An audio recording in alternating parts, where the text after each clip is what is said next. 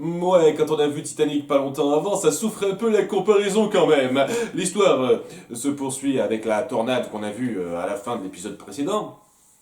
Et malgré les efforts de Mendoza, le bateau finit par être sévèrement endommagé. Hein, il est pris dans la tempête, il vole, il décolle un petit peu dans le ciel jusqu'à ce que son mât et une bonne partie de ce qu'il compose soit un petit peu réduit à néant.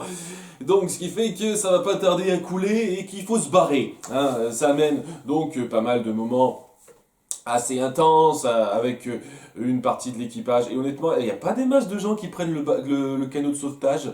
Je veux dire, il y a énormément de gens qui sont restés derrière. On le montre rapidement. C'est un peu dommage, je trouve qu'on aurait pu un tout petit peu insister sur l'horreur de la situation, mais voilà, hein, c'est quand même montré, hein, je vais pas le nier.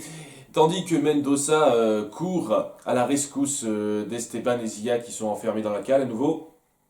Donc ça mène à un moment de tension assez fort, avec notamment Gaspard qui est venu aussi pour aller rechercher Zia parce qu'ils ont besoin d'elle. Et ça mène une pseudo-confrontation peu, un peu décevante, surtout par rapport à ce que je pense, ce qui se passe, c'est-à-dire que alors que Mendoza essaye de libérer les enfants. Il y a Gaspard qui arrive, qui était venu chercher Zia et qui se dit ah, je vais pouvoir enfin régler mes comptes avec toi. Bon, il se pète un peu la gueule parce qu'il est sur un barrique alors que l'eau monte, tout ça. Donc, ouais, il est un petit peu ridicule. Et au moment où il commence un petit peu vraiment à l'attaquer, paf, il y a plus d'eau qui surgit. Il y a une partie de la coque qui a cédé. Il y a de l'eau qui surgit et il est emporté. J'imagine qu'il est mort, Gaspard. Je pense. C'est pas impossible qu'on le revoie. Dans l'absolu, je serais pas contre qu'on le revoie, même si ce serait un petit peu grossier. Je veux dire, ouais, il se serait sorti comment il a dérivé sur un morceau de bois, un truc comme ça. Je sais pas, ça me surprendrait qu'il ait survécu, Gaspard, mais ouais, vu le peu qu'on l'a exploité, ça serait un peu décevant. Voilà, donc. Voilà, l'un comme l'autre, ça me gênerait sur certains points, mais je préférerais un petit peu qu'il réapparaisse quand même, Gaspard. Histoire de. Enfin, j'espère qu'on donnera une espèce d'excuse acceptable aussi hein, par rapport à ça. Mais bon, oui, pendant que Mendoza a libéré les enfants et qu'ils ont rejoint Phase de singes et bégayeurs qui vont être des persos récurrents, ça c'est bien ce que je craignais, hein, le canot de sauvetage est parti et le bateau se scinde en deux avec l'arrière qui sombre et l'avant qui continue de flotter. C'est possible ça je suis pas spécialiste en architecture de bateau, c'est pour ça que je pose la question. Ça m'a fait bizarre quoi, qu'une moitié de bateau, qu'une moitié avant de bateau puisse réussir à continuer de flotter. Pendant un certain temps d'ailleurs, puisque ouais, ça dure un certain temps, ils dorment dessus.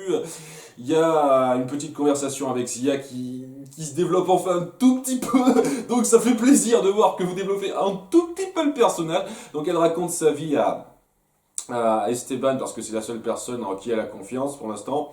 Donc elle lui raconte que son père c'est un grand prêtre du peuple Inca du coin. Ça montre un tout petit peu son passé, c'était sympathique. Ça n'explique pas certaines choses autour d'elle. Comment se fait-il qu'elle ait fini suivante, servante de la reine à un moment donné, par exemple. Comment elle a pu se retrouver en Espagne suivante de la reine, en fait. J'espère que vous l'expliquerez, ça. Mais bon, on a un petit peu raconté son passé, c'était sympa, ça, c'était sympa. On voit aussi rapidement un feu de Saint-Elme. C'est un phénomène visuel où on voit une espèce de lumière étincelante par-dessus un mât. Enfin, ou un truc comme ça. J'avoue qu'ils n'ont pas particulièrement développé ça. Hein, ils font un petit documentaire sur les marins à la dérive à la fin. Et ils ont juste dit ah ouais, vous avez déjà vu un feu de Statel? Non, mais j'aurais bien aimé voir ça. Ok. D'accord. Ça, c'est quoi exactement? On a une explication scientifique pour ça ou pas? Je sais pas. J'ai pas pris la peine de rechercher, je vous cache pas. Je vais peut-être faire ça, hein, mais ouais, c'était un petit peu bizarre. C'est pour montrer un peu le folklore des marins. C'était pas mal ça, c'était pas mal.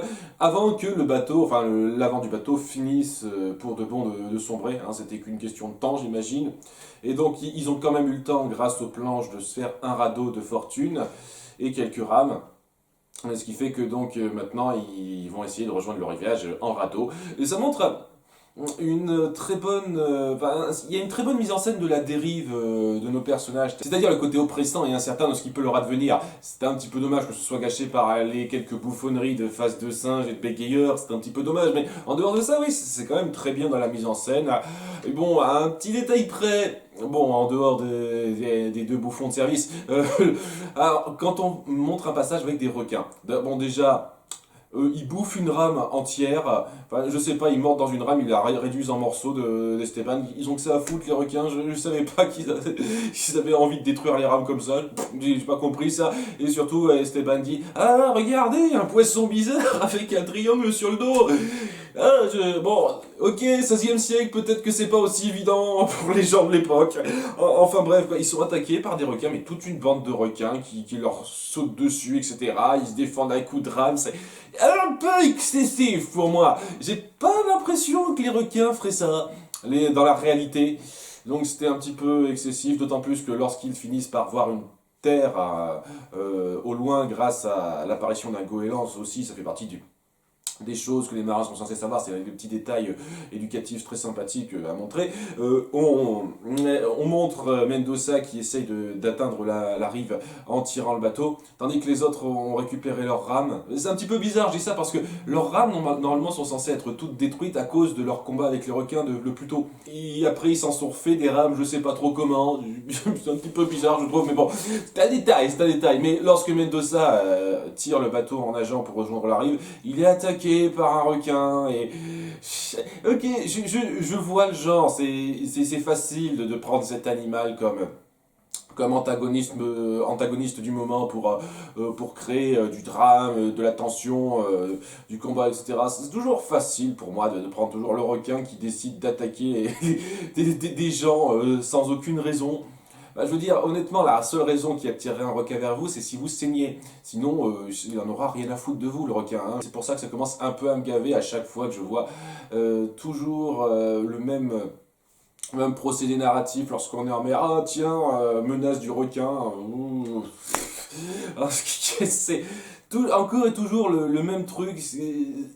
Ça manque d'originalité pour moi. Bon, après, c'est une vieille série, c'est pas l'un des derniers à avoir fait ça, donc je vais pas trop leur en vouloir, mais c'est un petit détail, quoi. Cela étant, après maintes épreuves, ils finissent par rejoindre le rivage, et on sent toute la joie des personnages qui sont enfin un peu tirés d'affaire, ouais, qui se mettent à danser et tout, bon, à nouveau, avec le côté un peu bouffon des deux autres personnages, mais vous savez quoi, ça passait bien, là, on a rejoint le rivage, on est content, et ouais, ça jouait très bien.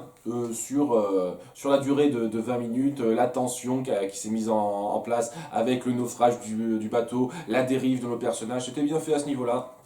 Quelques moments un petit peu maladroits de mise en scène, on insiste sur certains personnages un peu bof, à nouveau. C'est un peu dommage, mais en dehors de ça, c'était sympathique. Voilà, c'était très sympathique. Et on arrive enfin sur le continent, les choses vont enfin commencer à se lancer réellement. Je suis assez impatient de voir ça. À très bientôt pour l'épisode 5. Bye.